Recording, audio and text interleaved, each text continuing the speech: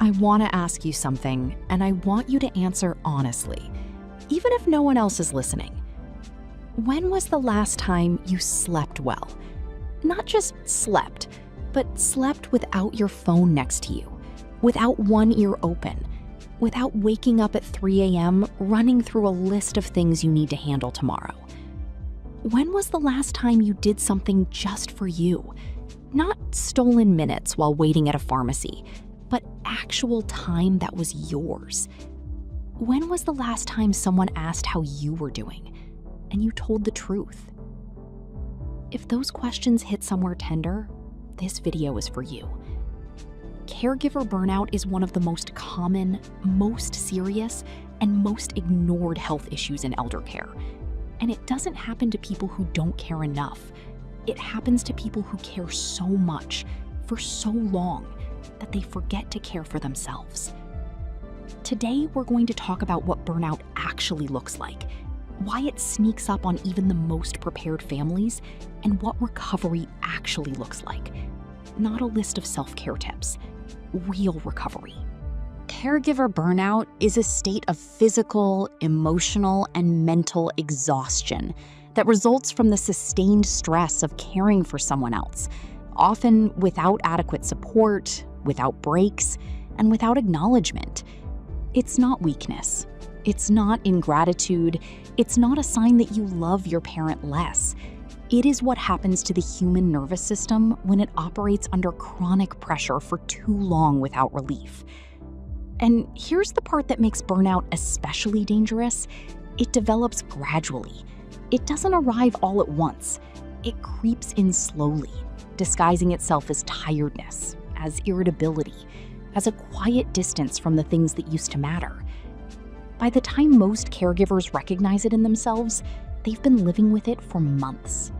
Let's look at what burnout actually looks like, because it shows up differently in different people.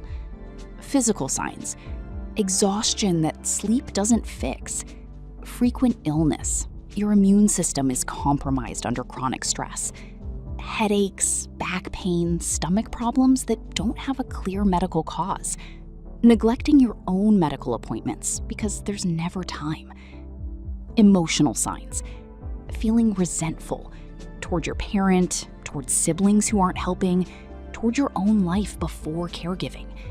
Feeling disconnected from people you used to feel close to, crying more than usual, or feeling numb, losing patience more quickly than you normally would.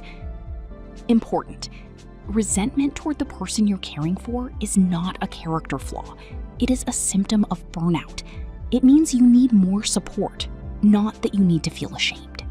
Behavioral signs: withdrawing from friends and activities, neglecting your own needs, meals, exercise, medications, turning to alcohol or other substances to cope, going through the motions of caregiving without feeling present in it.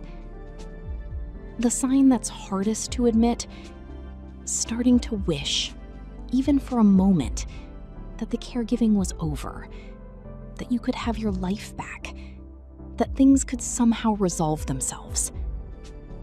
If you've had that thought, please hear me. You are not a bad person. You are a burned out one. And that is fixable. Before we talk about recovery, I want to name the reasons caregivers don't seek help. Because if we don't name them, they stay invisible. Guilt: I should be able to handle this. Other people do. Identity: taking care of mom is what I do. It's who I am right now. Practicality: there's literally no one else. If I stop, everything stops. Fear of judgment: what will people think if I say I can't do this? Every one of these is understandable. And every one of them keeps burned out caregivers from getting the support that would actually help the person they're caring for. Because here's the truth: a burned out caregiver cannot provide good care. Not because they don't love enough, but because an empty cup cannot pour. Step 1: name it. The first step is the simplest and the hardest. Say it to yourself, to a friend, to a doctor. I think I'm burned out. I'm not okay. You cannot treat something you haven't acknowledged, and you cannot ask for the help you need if you haven't admitted you need it. Step 2, get a health check. Caregivers have some of the highest rates of untreated depression, anxiety, and physical illness of any population. If you haven't seen your own doctor recently, make that appointment this week. Tell your doctor you're a family caregiver. Many practices now screen for caregiver stress specifically, and treatment, whether that's therapy, medication, or both, works. Your health is not secondary to your parents' health. It is the foundation that makes everything else possible. Not 10. Not a complete overhaul of your situation. One source of relief that you can put in place in the next 2 weeks. Maybe that's asking a sibling to take over one weekend a month. Maybe it's arranging for a professional caregiver to come for 4 hours a week so you have guaranteed time to yourself. Maybe it's joining a caregiver support group, in person or online, where you don't have to explain yourself. The goal is not to solve everything. The goal is to interrupt the pattern before it gets worse. Step 4, use respite care.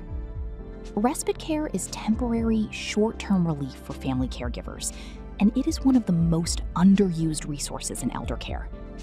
It can look like a professional caregiver coming to the home for a few hours a day, or a short-term stay at an adult day program, or a brief residential respite stay if you need more extended relief. Some Medicare plans, Medicaid waiver programs, and VA benefits include coverage for respite care. And many communities have volunteer respite programs through faith organizations and nonprofit groups.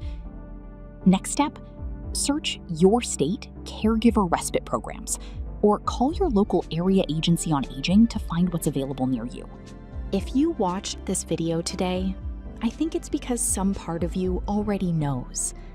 You don't have to have a breakdown to deserve support. You don't have to be at the absolute end of your rope before it's okay to ask for help. If you are a caregiver, even part-time, even from a distance, even doing it imperfectly, your well-being matters. Not just for your own sake, but for the person you're showing up for every day. The link in the description connects you to a caregiver support guide, local resources, respite care options, and a self-assessment you can use to understand where you are right now. Share this video with someone who needs to hear it. It might be the most important thing you do for them today. You have been so busy taking care of everyone else. It's time someone took care of you.